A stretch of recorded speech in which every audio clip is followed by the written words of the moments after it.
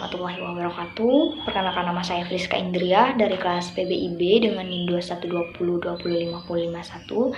Di sini kami akan membahas materi tentang studi hadis. Studi hadis atau ilmu hadis merupakan kata serapan dari bahasa Arab yaitu ulum al-hadis yang terdiri dari dua kata, ulum dan al-hadis.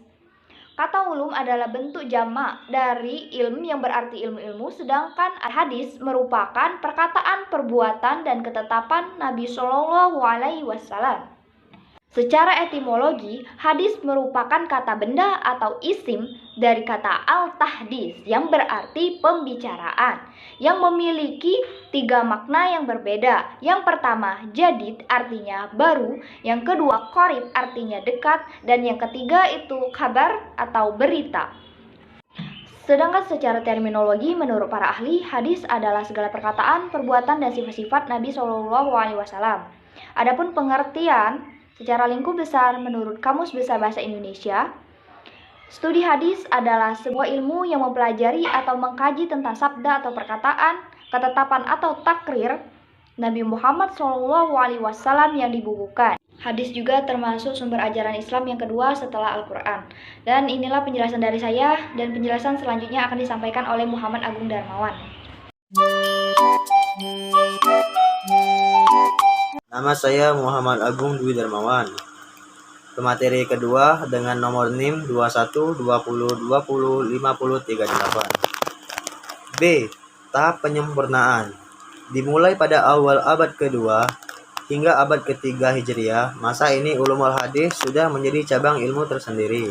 Setiap cabang OHA berdiri sendiri dan sejalan dengan kaidah-kaidah yang telah ditetapkan dan dipergunakan oleh para ulama. Akan tetapi, belum terbukukan, kecuali tulisannya Asy-Syafi'i dalam Ar-Risalahnya. Pelopornya adalah Ibnu Syihab Az-Zuhri. C. Tahap pembukuan ulumul hadis secara terpisah dari abad ke-3 sampai pertengahan abad ke-4 Hijriah.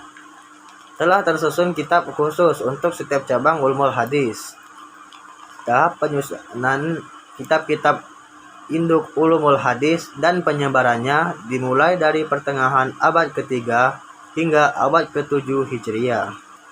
Dalam catatan sejarah, perkembangan hadis diketahui bahwa ulama yang pertama kali berhasil menyusun ilmu hadis dalam suatu disiplin secara lengkap adalah seorang ulama Sunni bernama Al-Qadli Abu Muhammad Al-Hasan bin Abdurrahman yang telah wafat pada tahun 360 Hijriah.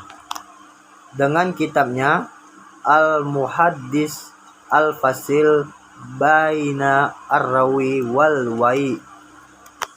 E. Tahap pematangan dan penyempurnaan kitab ulumul hadis dimulai pada abad ke-7 sampai 10 Hijriah. Pelopornya adalah Ibnu Salah 577 sampai 643 Hijriah dengan karya Muqaddimah Ibnu Salah Ma'rifah Ulumul Hadis. Ciri utama tahap ini adalah pembahasan komprehensif, pemberian definisi, kesimpulan, dan komentar terhadap pendapat. Materi selanjutnya akan disampaikan oleh kepada Hanif Fatur Rahman. Saya persilakan.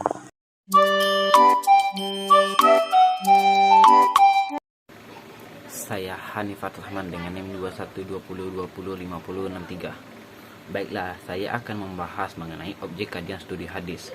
Bentuk-bentuk hadis dapat digolongkan sebagai berikut. 1. Hadis qauli.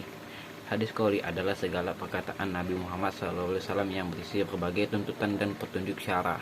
2. Hadis fi'li adalah segala perbuatan Nabi Muhammad SAW. 3. Hadis takriri adalah hadis yang berupa ketetapan Nabi Muhammad SAW.